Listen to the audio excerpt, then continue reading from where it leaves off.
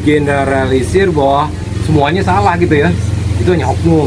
Oknum tuh. Cuma masalahnya oknumnya banyak. Oknumnya banyak. Iya, benar-benar Muncul ya nggak di Banten di mana-mana selalu ada pendaku-daku.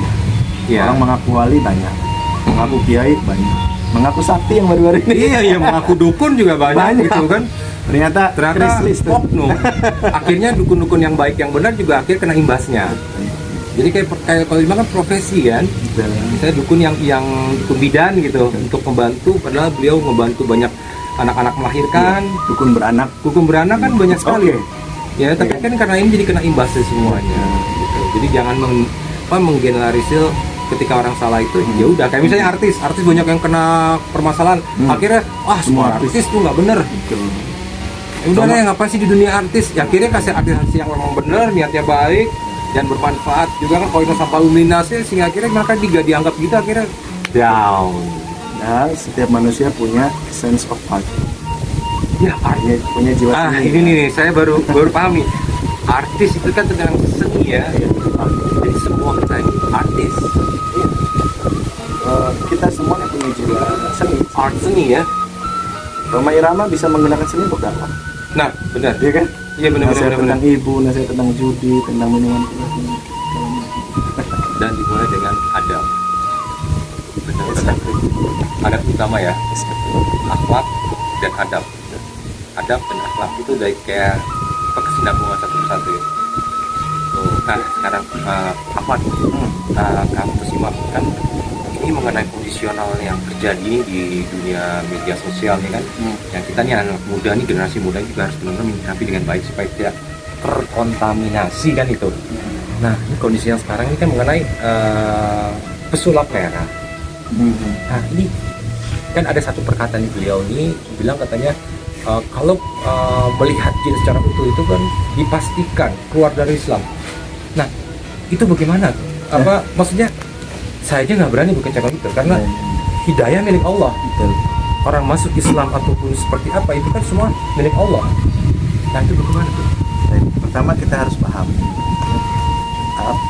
apa koridor dan batasan seseorang itu dikatakan muslim atau kafir.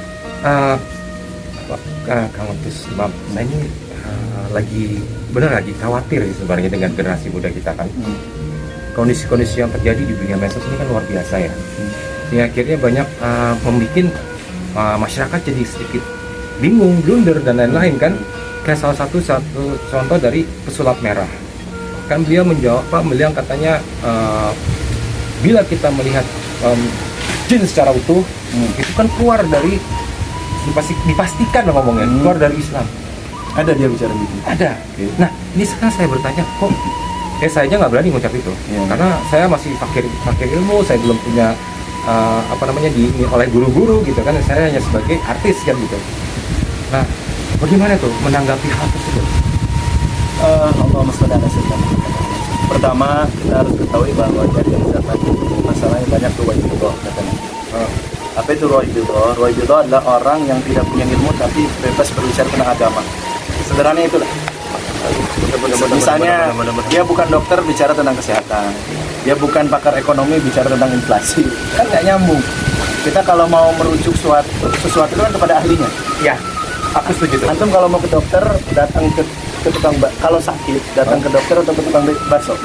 Ya pasti ke dokter lah. Tapi kalau lapar tukang bakso gitu. Itu kan ya nalar sederhana ya. Ya simple gitu. Simple, artinya kita harus merujuk kepada ahlinya.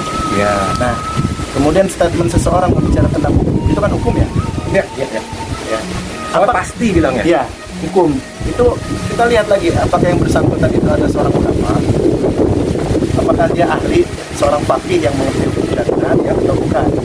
Sehingga kalau bukan dan dia banyak bicara misalkan, maka dikhawatirkan akan terjadi kesalahan. Orang sekarang kan gitu, ada orang berbicara di medsos, dia nggak setuju, dia counter lagi. Padahal yang di counter dan yang mengcounter sama-sama salah. Juga. Tapi merasa paling benar semua. Iya. Akhirnya menghina, menghujat, menantang. Akhirnya apa? Cari sensasi. Bukan lagi kebenaran yang dicari. Yang penting gua menang, tapi kemenangan. That's the problem. Jadi satu, mulai dari hati kita sendiri. Kita ini berbicara niatnya apa? Iya. Kemudian dalam berbicara kita menjaga adab nggak? Kalau kita nggak setuju dengan pendapat orang, ya pendapat yang kita serang. Teorinya, pendapatnya. dengan pengetahuan yang kita miliki, Iya. kan pribadi, jangan pernah menghina pribadi. Jangan merap ya. Karena pribadinya Soalnya kan dimuliakan kalau Allah. dibilang kan sulap merah kan pada umumnya, Ya, bukan oke. secara pribadinya langsung ya. Saya ngeliatnya gitu, kenapa? Iya. Tapi kan ucapannya ini yang saya melihat bikin Offset. offset, Oke, salah oke. kamar gitu. Ya, saya melihat gini. Ini karena ditanya ya, saya tidak pernah mau berbicara sesuatu yang tidak ditanya, tidak Ya. faedah, karena sudah banyak orang merespon misalkan. Sehingga apa faedahnya saya ikut nimbrung. Iya iya benar. Tapi kan saya kan perlu pencerahan ketika Betul. hal ini terjadi kan, paling nggak saya punya pakem lah untuk berbicara berdasarkan juga nasihat dari Kang Tus kan, Kang Iya. Usman kan, bagi do or not do-nya, jadi kan ada adab ketika Iya. saya berbicara pun ada masukan kan gitu. Kalaupun saya salah pasti saya terima gitu. Berarti apa yang harus saya lakukan kan gitu. Ini pun bukan ilmu saya, ya. Ini pemahaman yang saya dapat dari guru saya, guru Iya. saya dari gurunya, gurunya dari gurunya, sampai bersanad sampai ke Rasulullah Iya. SAW.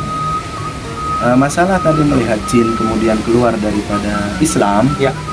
itu bisa kita lihat di surat jin ayat pertama misalkan. Ah. Qul uhiya ilayya annahu istama'a nafarun minal jin. Katakanlah Muhammad SAW, uhiya ilayya, diwahyukan padaku annahu istama'a nafarun minal jin. Ada sekelompok jin yang mendengarkan bacaan Quran Rasulullah SAW. Dan mereka waqalu Quran ajab, Quranan ajab. Ya, kami mendapatkan Quran ini sangat dahsyat. Isinya, maknanya, kandungan dan sebagainya. Nah, apa sih itu jin? Pertanyaannya. Jin itu adalah sesuatu yang terselimuti, tertutup. Ya. Kita menyebut calon baik disebut janin. Ya. Janin sama kan jin dan nun. Ya. Janin, jin. Kenapa? Karena janin itu tertutup di dalam perut ibu. Kita nggak bisa lihat. Ya. Walaupun sekarang kebuka ya dengan GSG. Iya. Kemudian ya, dengan GSG. Teknologi. Kemudian ada lagi yang namanya junun. Ya. Sama jinun juga tuh. Ya. Jim dan nun. Junun. Orang gila disebut majnun. Apa? Karena gila itu kan tersembunyi. Iya. Akal. Iya. Akal itu kan. Maka jin dan nun itu menunjukkan sesuatu yang tidak terlihat oleh mata manusia. Itu hukum dasarnya. Tapi ingat, segala sesuatu memiliki pengecualian. Walikul syai'in mustathnaya. Ya. Setiap sesuatu mempunyai pengecualian. Contoh, Muslim balik berakal wajib puasa kecuali orang sakit. Ya. Artinya setiap hal itu ada pengecualian. Sama jin itu tidak bisa dilihat, betul nggak? Betul. Tapi bagi sebagian orang yang Allah buka bisa melihat nggak? Bisa. Rasulullah berdialog dengan jin. Ya. Bahkan ada jin-jin yang dimasukkan Islam oleh Rasulullah SAW. Ya, di Allahumma sholli di bukit Ad gitu ya. Saya baca itu banyak jin yang mengaji pada Rasul. Bahkan iblis itu kan dari bangsa jin. Maka minal jin Ya. disebut ya surat Al-Kahfi itu. Iblis itu asalnya dari bangsa jin. Minal jinnati wan nas wa ma khalaqtul jinna wal insa illa liya'budun. Artinya jin ini ada dan penciptanya lebih dulu daripada manusia. Dia lebih tua, lebih senior secara penciptaan. Ya. Tapi secara derajat kemuliaan manusia lebih tinggi. Tapi apakah kita melihat jin terus kita pastikan keluar dari Nah, ini poinnya. Pernyataan seperti itu menurut saya offside. ya? Beliau mungkin berangkat dari ingin meluruskan pemahaman masyarakat yang banyak dibohongi oleh orang-orang. Nah, balik lagi apa saya dia tanya. Kan gini, kita harus sesuatu itu harus sesuai dengan porsi dan ukuran. Ya. Nanti kalau makan kebanyakan sakit perut. Pastinya. Oke. Kalau kurang makan lapar. Artinya harus sesuai dengan kadarnya. Porsinya. Iya. Saya lihat semangat beliau ini, siapa nama aslinya? Saya nggak tahu nama aslinya, yang saya tahu sulap merah kan.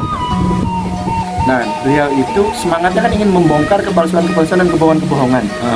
Bab itunya kita apresiasi. Iya. Sulap dikatakan sihir. Ini kita meyakini sihir itu ada, Ya. goib itu ada. Tapi digunakan oleh oknum-oknum untuk menipu orang yang sedang kesulitan, itu keterlaluan. Ya. Sehingga dalam konteks ini saya suka, saya bagus ini orang, masya Allah.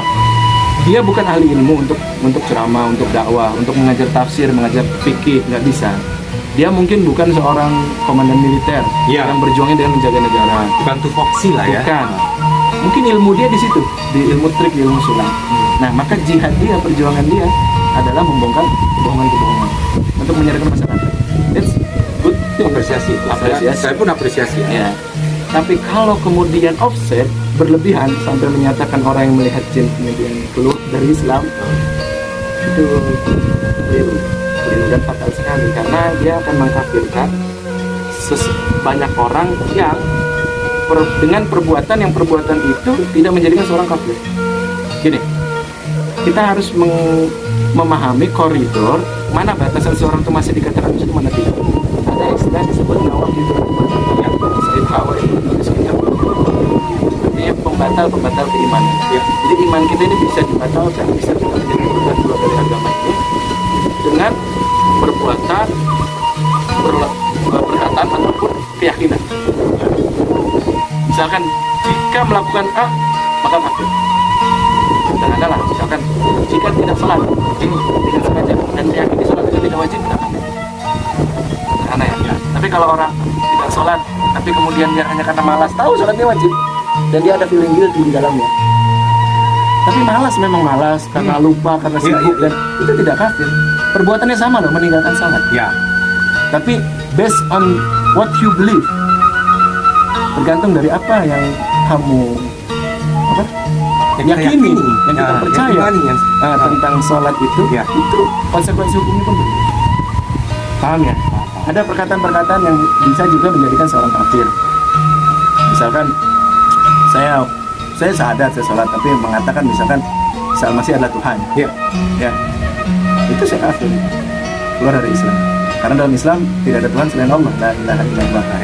Itu kafir dengan ucapan. Tadi ada yang kafir dengan keyakinan ya. Iya. Dan ada kafir yang dengan perbuatan. Contohnya tadi tidak meninggalkan sholat, ataupun kemudian merusak Islam. Oke. Ini kan udah yakin ya, akhir segmen ya.